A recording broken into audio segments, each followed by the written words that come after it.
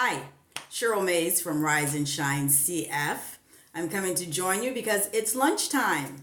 And so I want to share a couple of ideas that I have been thinking about, and it's lunchtime, and this is a great opportunity for you to kind of chime in and just have a discussion with me about how your year is going, to have an opportunity for me to share with you some techniques that will allow you to get through this quarter, not only just get through, but successfully complete the quarter, to successfully complete the year. And I want to talk to you about two different things. I talked earlier at a prior video about a SWOT analysis. Now, typically, when people think about SWOT analysis, they think about the business component. Well, here's a statistic. Research says that 13.5 million days this year will be lost, work-related loss, because of work-related depression, anxiety, and stress. And so that made me start thinking about how we're preparing for this year. As a leader, how are you preparing your team for the quarter? How are you preparing them for this year's company objectives? And then on the other side of that, as an individual, how are you preparing yourself to be more successful, to be more productive, and to be happier? Because we don't want to be one of those individuals that have this work-related stress and depression and anxiety. And typically, all of that happens because of a lack of preparation. And so that's why I am a huge component, a huge advocate of the SWOT analysis. So if you're unfamiliar with the term SWOT analysis, SWOT, stands for strengths, weaknesses, opportunities, and threats. Now, at this point, it's January the 8th, and we have just gotten back, and this is a great time to start thinking about what is it that you're going to accomplish? How are you going to get there? And so I encourage you, and this is something that I work with companies to do for their teams, and that is to get your team together and do that. Do a SWOT analysis. Have every individual sit at the table.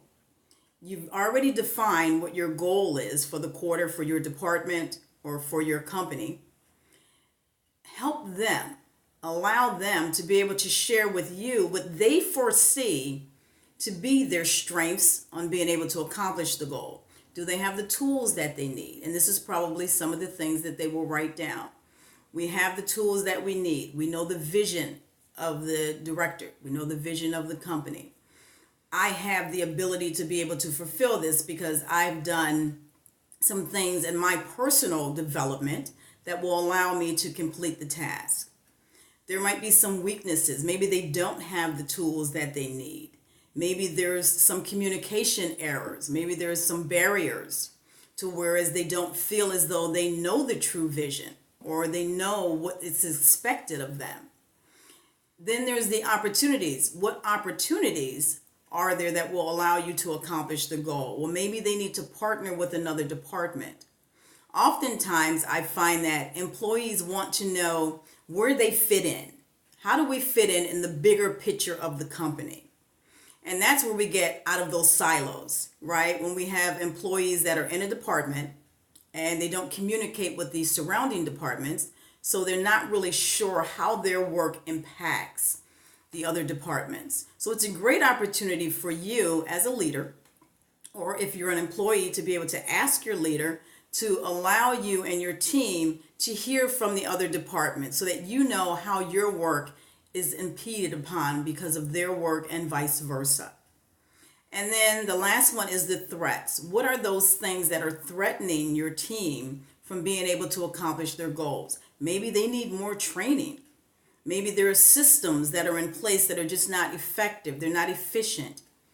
Allowing your team to be able to vocalize this will actually help them, and it will help you to know exactly where they stand, what they need, and where there are holes and what needs to be filled in. That's how a SWOT analysis works for business, and that's what I encourage leaders to do for their teams, especially around this time of the year. And then to do it quarterly. because we know that the goals move, right? And we're great with change. Some people are great with change, but we know that things do change. There might be a department that had not met their quota, and so now another department is to pick up the difference. So whatever that is, when you have the ability to sit down and allow your team, because this is empowering, to allow your team to be able to say, this is what I believe, this is what I think can happen, and this is why. It gives them the buy-in, number one, because that's personal accountability. And it gives you an opportunity to find out what else you need to give your team so that they can get to the final end, so they can get to the ending. And now on the other side, I want to talk about a SWOT analysis for you as an individual. Many people don't do this because they don't make that correlation that you can do a SWOT analysis for your personal growth. And that's what we need to do. We need to sit down and again do exactly the same things. What are my goals going to be for this quarter? What are my breakthrough goals going to be for further down the line? What are my 12-month goals going to be? And as you put those down on paper, and that's the important part, is that you put them on paper. You see, 3% of people actually write their goals down. More than 80% of the people don't. But yet, 91% of the resources are maintained by 3% of the people. So think about that. 91% of the resources are maintained by 3% of the people, and 3% of the people write down their goals. It's kind of pretty simple, the importance of actually writing down your goals and then tracking them, making sure that it's not just something that's written down, but you go back and forth and you make sure that you're on task and you revise and you remain flexible. So the SWOT analysis for you as an individual would be similar. So for myself, it would be my strengths. I am continuing to learn more about adult learning. I am continuing to read more books. I am continuing to enhance my skill set. I am also continuing to increase my client base on the networking that I'm able to do. Some of my weaknesses is that I am in need of another employee to help out. I am in need of a bookkeeper because right now I am doing QuickBooks. And so I love to be able to focus on the content versus the administrative aspect. So I need to have another person to do that. So I am right now outsourcing because I know what I'm capable of. And I'm okay with saying, I can't do that. That's too much. And so I'm outsourcing that. The opportunities that I have is to actually be able to do more on the empowerment side. So I have opportunities to do more empowerment speaking and to do more on the corporate training aspect. I love training and I love helping people move beyond their circumstances. And so those are opportunities that I have. And I've done quite a bit of that by sending out proposals. Some of the threats that I encounter is the fact, again, that I am a small unit. So I don't have a massive amount of people. So I find sometimes that social media can absorb a lot of my time, and that is a threat for me.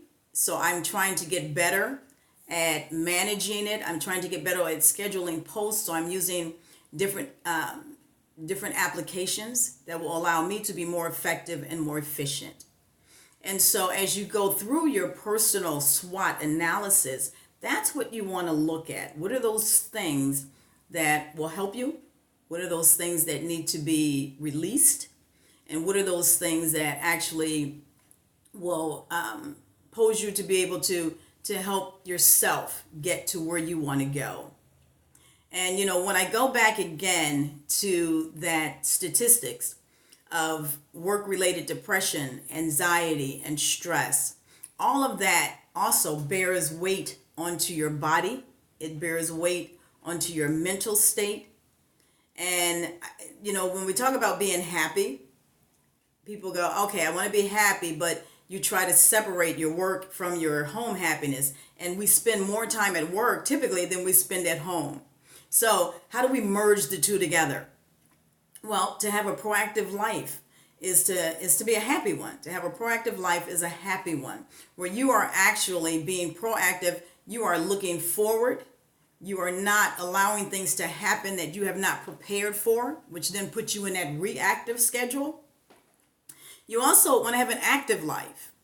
When you have an opportunity to walk outside, when you have an opportunity to exercise, they say statistics also prove that people that exercise or have an active life, you don't necessarily have to go to the gym. You just have to be active, and that could be walking outside. Those people are actually more productive, and they're happier. Why? Because you're allowing nature, you are allowing your body to release some of that negativity. You are allowing your body to actually regain some of that, not only the muscle, but just to regain the confidence. Because when you get through a 30-minute walk, you feel more confident. You feel better about what it is that you're doing. A third component of being happy is doing something for the world. A lot of times, we look at what we can get from something, but giving back is something that allows you to feel good about yourself. And when we talk about giving back, people often go, okay, well, nonprofits, I'm going to volunteer for this organization, or I'm going to donate to this organization. It doesn't necessarily have to be a nonprofit. It can be a neighbor that you've helped. It can be a family member. It can be someone at the work site that you've actually helped so that they don't fall into that depression, anxiety, or stress category. It could be just helping your neighbors by pulling their garbage cans up at the end of the garbage day because maybe they're a little older, they can't get to it, or it's bringing their paper up, or it's something that could be very simple, but it allows them to know, wow, there is still good in the world. And I think every opportunity that we have to be able to show that there's still good in individuals, that we have the ability to do that we actually do it. And it makes people feel good, and it makes you feel good because it's that altruistic feeling of being able to help someone else. The last component, second to the last component that I want to talk about, and that's rest and relaxation, because that also brings happiness. A lot of us, we live in this society where we go, go, go. We go, go, go. We have this inundation of information that we have access to, and we don't stop. We don't stop to take care of ourselves. We don't stop to take care of our bodies. We don't stop to take care of our minds. And that happens when you sleep. Believe it or not. Yes, sleep works. It happens when you sleep. And we sleep, you know your body, right? You need 5 hours of sleep or 8 hours of sleep. I've heard people say, well, I can go on 2 or 3. You probably can, but you're not effective. You're not efficient. And your body has not had a chance to redevelop those the things inside of it that actually allows you to think clearer, that allows your heart to beat better. It just allows you to feel good. So 6 to 8 hours worth of sleep is probably what people say is generally what you need. And I get about 6 hours of sleep myself. And so what that does, though, is it recharges you, it rejuvenates you, it revives you. And you feel so much better when you wake up and you've had this restful sleep. And it allows you to be able to do just what we did. It allows you to be able to have a happier life. It allows you to be able to take that happiness and take it into the workplace. And now you're more productive.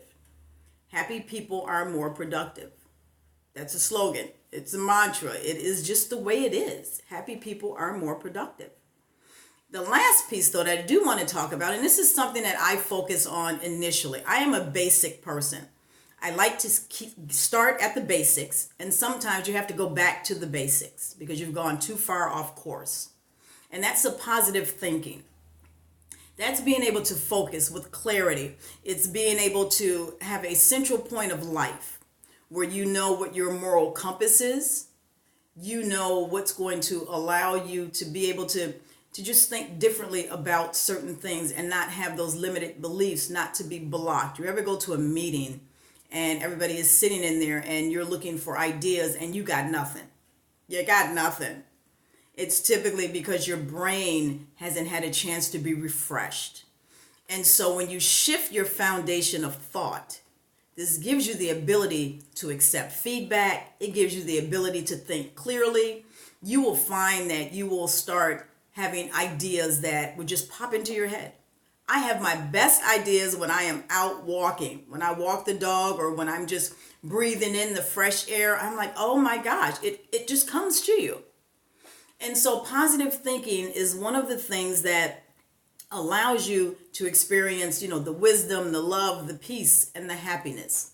Because everything that we do, believe it or not, it starts right here. It starts with how you think about something. So how you think about something is going to allow you to be able to react. Now, one of the things I do want to leave you with, because I know your lunch break is probably over about now, is one question, and I wrote it down so that I didn't forget, is how can I go through the day in a positive way? Ask yourself that question. When you're at work and the day is getting, you're feeling that you're getting a little beaten down, or you're feeling like, you're just unfocused, ask yourself that question. I want you to stop and say, how can I go through the day in a positive way? And I guarantee you that is going to trigger something in your mind, and it's going to start to shift your foundation of thought. And you're going to catch yourself, and you're going to go, okay, wait a second. Okay, I was almost gone, but now I'm back, and I'm in this positive mode again.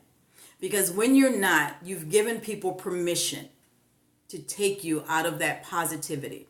You've given people permission to upset you. You've given people permission. You've literally said permission granted. So I want you to not do that. I want you to take back control and be happy, be productive, be efficient, and be effective. Do your SWOT analysis, understand the points of happiness, and have a fabulous year, because it starts now. If you can't start planning in March and April on how to be a focus-driven person, start now. It starts right now. This is Cheryl Mays from Rise and Shine CF.